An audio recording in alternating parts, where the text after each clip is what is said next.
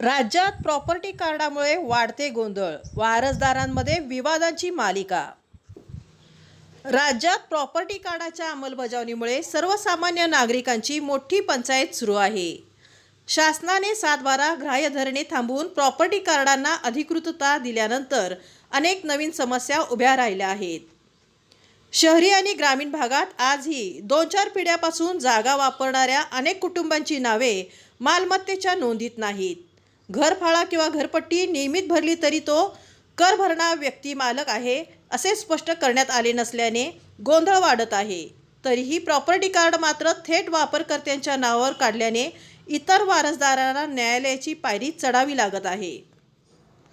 ग्रामपंचायत आणि भूमापन कार्यालयाने आवश्यक फेरफार, वारस नोंद पडताळणी न करता अपूर्ण माहिती नगर भूमापन कार्यालयास पाठवल्याच्या तक्रारी मोठ्या प्रमाणावर होत आहेत। अनेक ठिकाणी प्रॉपर्टी कार्ड मिळताच काही जण स्वतःला एकमेव मालक घोषित करून इतर वारसदारांना बाजूला सारत असल्याचे ग्रामीण भागात दिसत आहे।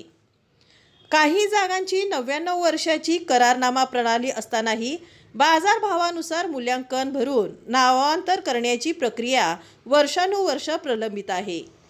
महसूल विभागाकडून वारंवार टाळाटाळ होत असल्याच्या नागरिकांच्या तक्रारी आहेत।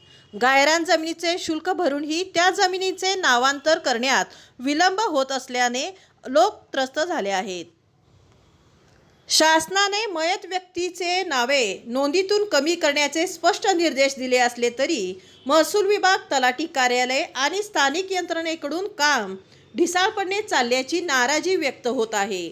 एकूणच प्रॉपर्टी कार्ड प्रक्रियेतील त्रुटी, विलंब आणि अपुऱ्या पडताळणीमुळे राज्यातील लाखो नागरिक अडचणीत असून शासनाने तातडीने उपाययोजना कराव्यात अशी सर्वसाधारण मागणी होत आहे।